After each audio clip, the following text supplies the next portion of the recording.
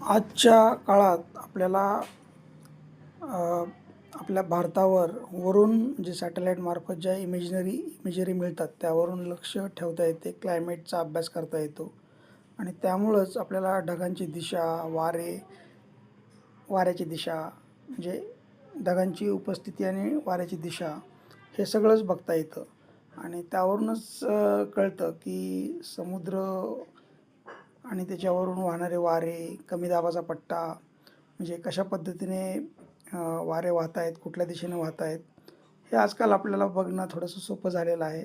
जुन्या काळात फक्त आपल्याला डोक्यावर ढग, पाऊस हे अचानक आलं, पाऊस अचानकच आला असं आपण म्हणायचो. पण आज आपण थोडंसं अभ्यास करून, बघून लक्षात घेऊ शकतो की एवढा मोठा भारतीय द्वीपकल्प जो आहे त्याच्यामध्ये सुद्धा पश्चिमेकडून पूर्वेकडे, पूर्वेकडून पश्चिमेकडे असे वारे कधी-कधी सायक्लॉनिक स्थितीमुळे कधी कुठल्या साईडने पण वाहतात आणि खूप मोठा पाऊस देऊन जातात. त्या पद्धतीने साधं सिंपल अशा लॉजिकमध्ये बघता येईल की अक्षरशः समुद्रातून पाणी हाताने हापसल्यासारखं ते पूर्ण देशावरती हापसलं जातं आहे आणि आता थंडी